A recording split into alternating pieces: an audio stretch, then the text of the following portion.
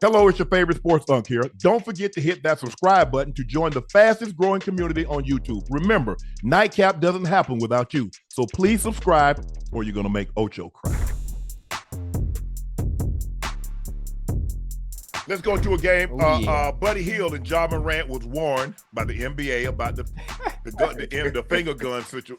But again tonight, Ja hit the game winner. Man, you know who he beat? Beat the Heat. Joe, yeah, man. if you look, as a veteran playing 17, 18 years in this league, if you had an opportunity to sit down with Ja and impart some wisdom upon him, what would you tell him? I tell him, Ja, come spend some time with me. Come get in this hot yoga room, and we're gonna zap all that little energy up out of you. And ain't gonna be none of them. We ain't gonna be fine no more of them girls. We gonna get you right. But I think that's kind of what the NBA is lacking, honestly. That veteran presence that can help these young guys. Because nowadays you got guys getting drafted and they go on the teams, and Ja is the guy who they looking up to. Is Ja 23, 24? He's 23, 24, and these are the guys who, your young guys are looking up to and emulating and want to be like. So I think you got to have older guys in there, man, who can really teach these dudes the ropes, show them how to be pros on and off the floor. Yes, sir. Yeah. Hey, Joe, do you think, obviously, you think about players like that are young, like a Ja and some of the other players that around the league. Do you think trying to tone down some of the mannerisms, some of the extracurricular activity and things they like to do on the court, do you think that it will take away from their game and what makes them, being that he's so young and he can resonate with the rest of the youth? You think that'll take away some of that what makes Ja in general? Yeah, I love it. I know they probably gonna try to ban some of the stuff, but I love the antics and the celebrations and things like that. So I think that's kind of what makes the game. And that's what fans love to see. It's just like in football, when guys score, they love to see the dancing and the teams come together, the good camaraderie of teams, and fans enjoy watching that. They don't want to just see a boring game. They want to see the excitement that comes with it. So I hope they don't eliminate or give technical fouls for all the excessiveness. Some of it is kind of warranted, but man, I ain't gonna lie, Ocho, some of this stuff is kind of getting out of hand, man. I watch a lot of AAU basketball. I got an AAU program myself. Yeah. And man, these kids, as soon as they hit one shot, they shooting at your head. Every time it's crazy. They spraying the whole building down, huh, Joe? hey, man, listen, they shooting up the whole gym.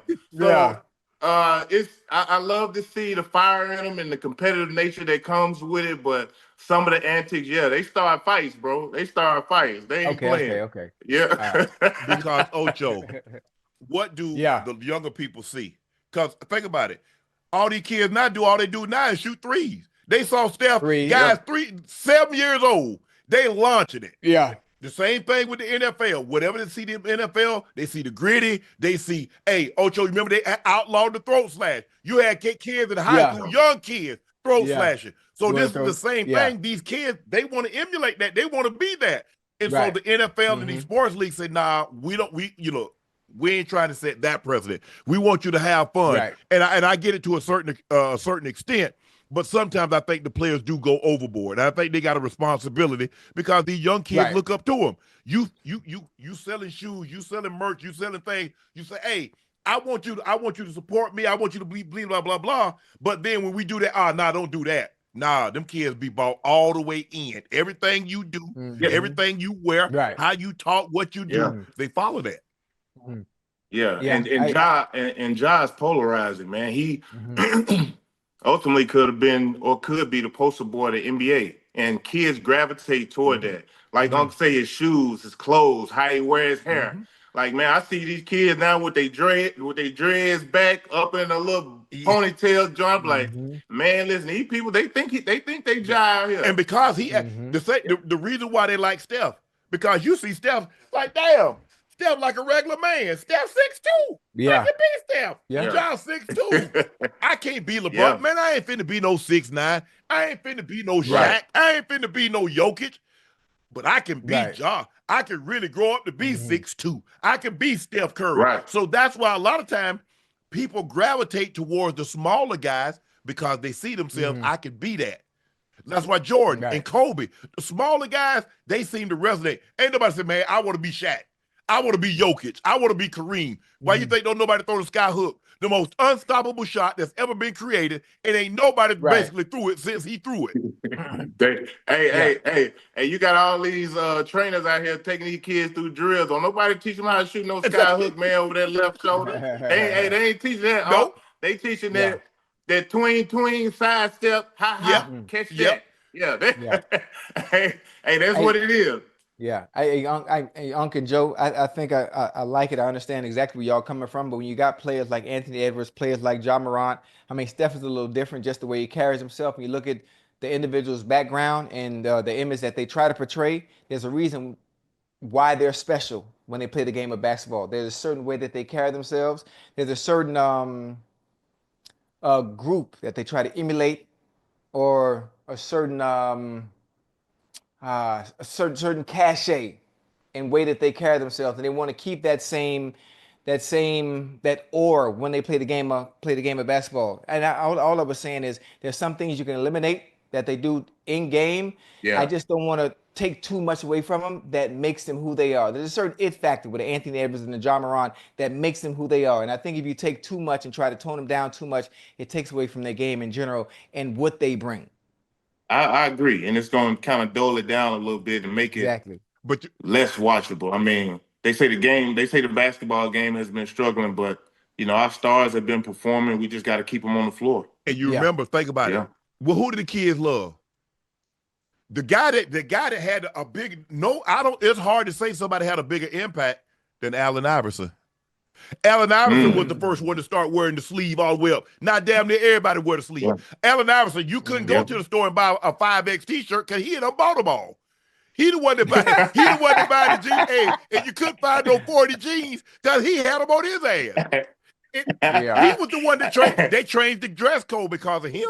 Because he was coming. Oh man, hey, look, you ain't lying. Hey, I had me a few of them tall tees too, but boy, look, I remember when the league changed the dress code. Man, look, we used to come to the plane in sweats, flip-flops, shorts. Man, they took all that away. You had to come in there suited and booted. I was like, oh my God. Hey, guys showed up. Hey, Joe, you remember they come with do-rags? They had the do-rags on the tall tee. I like David Stern said, y'all finna do all these corporate sponsors, all this money we spending, y'all finna clean this issue up. Right, Stern wasn't going. He got everybody right. I saw Tim Duncan come pick his MVP trophy up with flip flops and shorts on.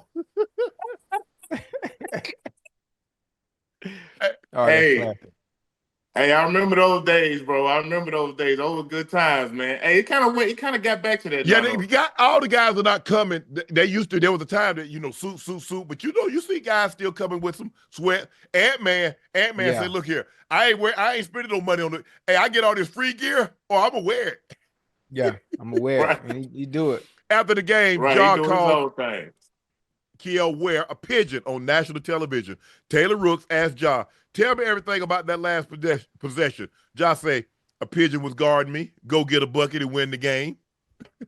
Hey, Ja gotta chill now. Hey, Killer, well, that's my guy. He from the crib. He from Little Rock. Hey, we ain't gonna act like that now. Don't act like that. Hey, it was a great shot. Killer played great defense. It was a great shot. He made a tough shot, man. Give him his credit. But I tell you what, I'm gonna tell you what I think happened in that game. The little guard was pesting him and impressing him so much. The little Donovan kid, it kind of turned Ja on to the point to where he was trying to make a point, and he kind of turned it on and kind of got it going. You know what I mean? Yeah, he definitely got to go into the second half. He got to go in the second half. He turned, and because he turned up. Yeah, because he said they was bullying him and kind of got to him because I think he had like 27 points in the second half, and obviously hit the game winner. So that was exciting.